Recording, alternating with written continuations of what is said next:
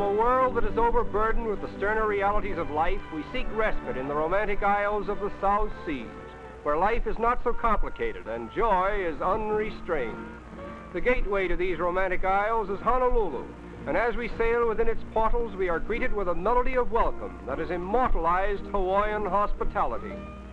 Nowhere in the world is there a custom to compare with the simple but inspiring welcome that is given to visitors at Honolulu, a custom that dates back to the beginning of native history.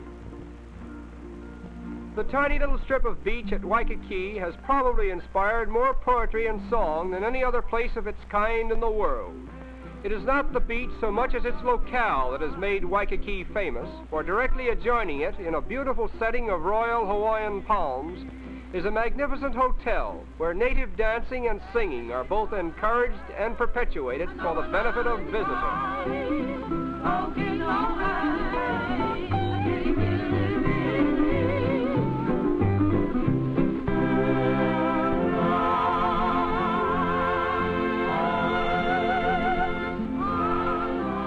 It is a fitting thought that the last Hawaiian queen composed a song in which the romantic spirit of her country has been beautifully enshrined.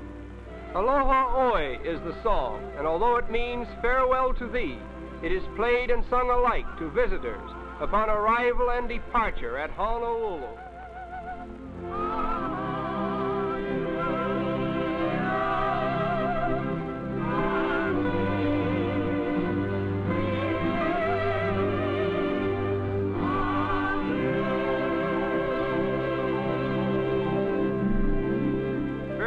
Until we meet again fully expresses our sentiment as we leave Honolulu and continue southward to Tahiti.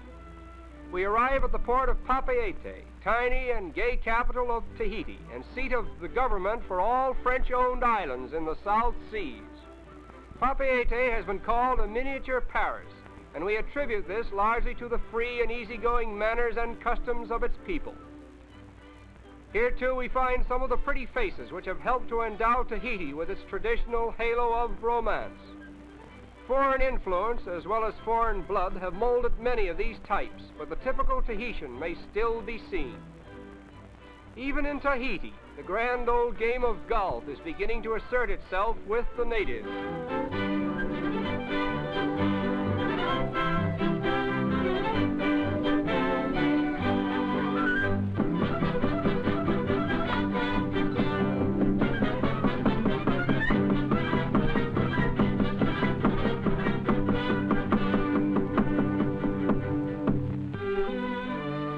The picturesque shoreline of Tahiti, with its black volcanic sand, alluring waters, and swaying palm trees, is an ideal setting for romance.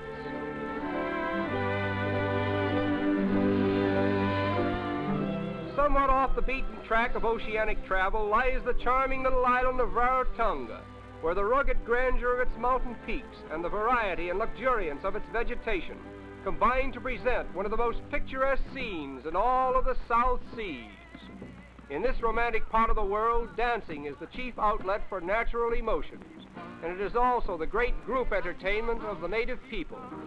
The ever-popular canoe dance is in reality a chapter from the legends of Rarotonga, which endeavors to illustrate how the courageous forefathers of these dancers in the long ago set out in giant canoes from some legendary kingdom, and guided by the stars and the thrill of adventure, finally landed at Rarotonga.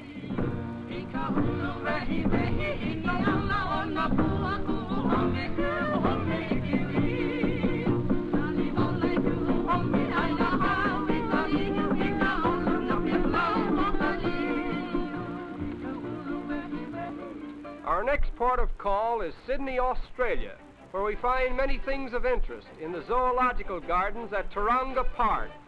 One of the most interesting features of this zoo is the clever manner in which the animals are confined.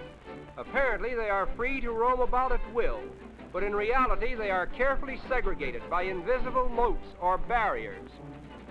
As in most zoos, the monkeys are the chief attraction. It is said that the attachment of the mother monkey to her young has no parallel in the whole animal kingdom, for only the death of the mother can possibly separate her from her baby.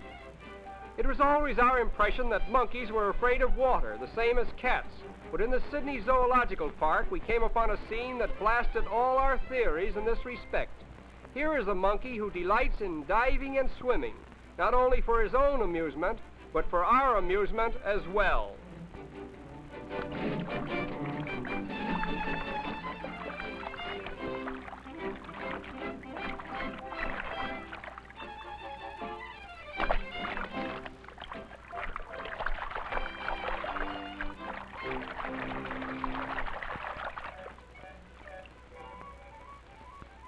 The wallaby, a smaller member of the kangaroo family, is a native of Australia.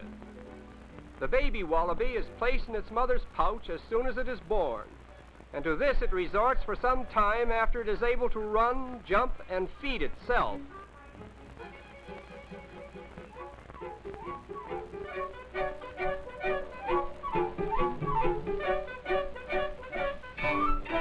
One of nature's greatest freaks is the duck-billed platypus, who is at ease on water as well as on land.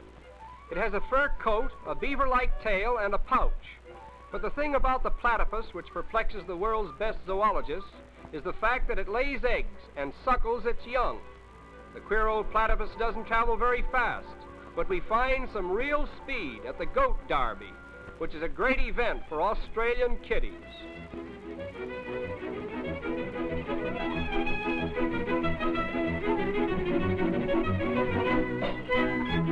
They're off, and what a race!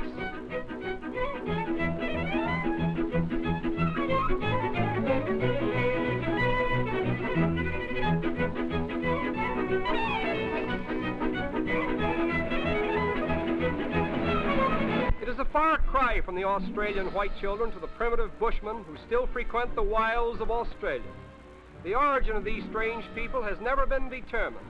Where once the plains swarmed with them, less than 50,000 now survive, the majority dying before the age of 40 because of the hard lives they lead.